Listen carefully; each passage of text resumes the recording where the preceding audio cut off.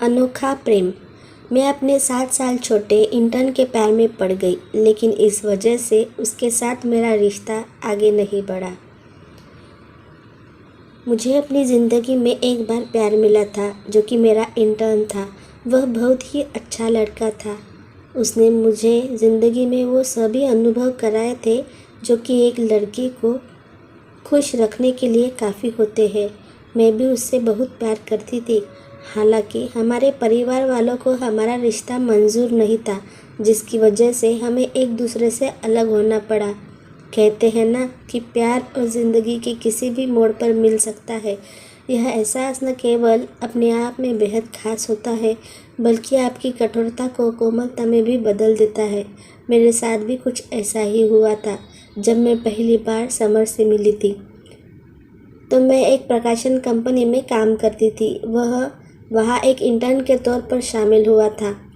हमारा रिश्ता एक मेंटर मेंटी के रूप में शुरू हुआ था। वह घंटों मेरे साथ बैठकर हमारी कार्य प्रक्रिया को समझने की कोशिश करता था।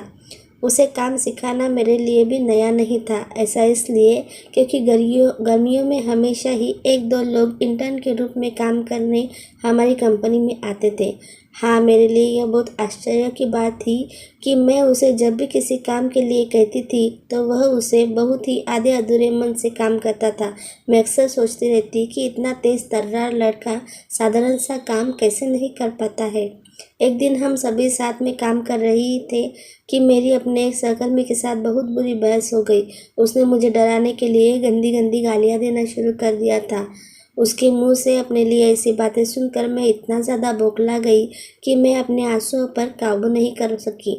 इस दौरान समर अचानक से अपनी सीट से उठा और मेरे पास आकर बोला कि आप रो मत, मेरे साथ बाहर आओ। वह मुझे हमारे ऑफिस की बिल्डिंग के बाहर ले गया।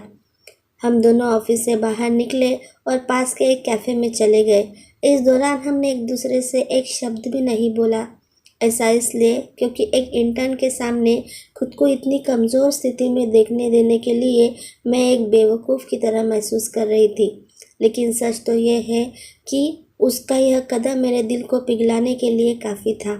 हम दोनों बैठे ही थे कि उसने एक हॉट चॉकलेट मंगाई। उसने मुझसे पूछा कि क्या मैं उसके साथ इसे साझा करना चाहूँगी। उसने मुझसे यह भी कहा कि मेरे पास ज़्यादा पैसे नहीं हैं, क्योंकि यह इंटर्नशिप हमें अच्छा भुगतान नहीं करती है। उसकी यह बात सुनकर मुझे हंसी आ गई। मैंने न केवल उसके साथ उस हॉट चॉकलेट का मज़ा लिया, बल्कि मेरे लिए चीज़ें एकदम से बदल गई। इस घटना के बाद हम न केवल साथ में लंच करने लगे, बल्कि एक दूसरे के साथ बिताने के लिए हम अपने अपने सहकर्मियों से बहाने भी बनाने लगे। Coffee break, hot chocolate break और स्मोकिंग ब्रेक अब हमारे लिए आम हो गया था। हम अक्सर ऑफिस के बाद एक दूसरे से मिलने लगे थे। ऐसे में एक दिन उसने मुझसे अचानक से पूछा कि मैं उसके बारे में क्या सोचती हूँ। इस दौरान मैंने उससे कहा कि मैं तुम्हें बहुत ज़्यादा बुद्धिमान और दिलचस्प मानती हूँ, लेकिन मुझे यही समझ नहीं आया कि तुम सौंपे गए काम में अपना दिल क्यों नहीं लगाते हो। इस दौरान वह हंसा और बोला कि आप जानते हो कि मैं ऐसा क्या क्यों करता हूँ, क्योंकि इसके बाद मुझे आपके साथ बैठने का कानूनी बहाना मिल जाता है। उसकी इस बात को सुनकर मैं हैरान रह गई। इस दौरान मैंने केवल शर्माने लगी, बल्कि उसने मुझे प्रपोज भी कर दिया, जिसे मैंने एक झटके में स्वीकार कर लिया। उसकी इंटर्नशिप खत्म हो गई थी। वह वापस अपने कॉलेज लौट गए, लेकिन इसके बाद भी हम रोज़ाना मिलते रहे।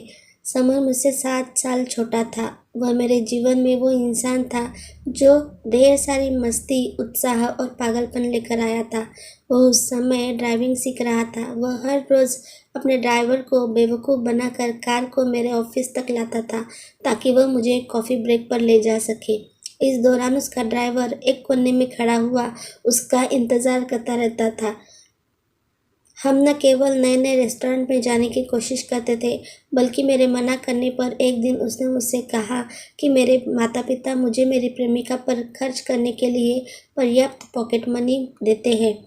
यह मेरे जीवन का बहुत ही मासूम और प्यारा समय था।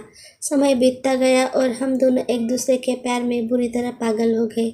हालांकि उस दौरान मेरे माता पिता मेरी शादी के लिए अलग अलग लोगों से बातचीत भी कर रहे थे। ऐसे में जब मैंने उन्हें समर के बारे में बताया, उन्होंने इस रिश्ते के लिए साफ इनकार कर दिया। वह जानते थे कि मैं अपनी लाइफ में आगे बढ़ूं।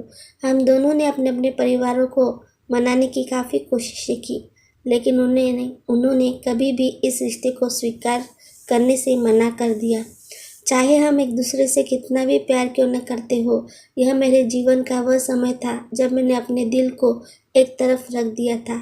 समर अक्सर रोते हुए मुझे मैसेज करता रहता था, लेकिन मुझे हमारे लिए एक कठोर कदम उठाना ही पड़ा। मैंने समर से अलग होने का फैसला कर लिया। मैंने अपने माता पिता के कहने पर शादी कर ली। इस साल मैं अपनी शादी की 7वीं सालगिरह मना रही हूँ, लेकिन इसके बाद भी मैं कह सकती हूँ कि समर के साथ मेरा रिश्ता सबसे खूबसूरत था जो मैंने कभी अनुभव किया था। मैं उसे बहुत प्यार करती हूँ, शायद हमेशा करती रहूँगी।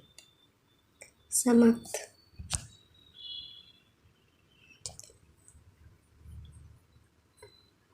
अगर आपको मेरी आज की कहानी पसंद आई हो तो प्लीज़ मेरे चैनल को सब्सक्राइब कीजिए, वीडियो को लाइक एंड शेयर कीजिए। धन्यवाद।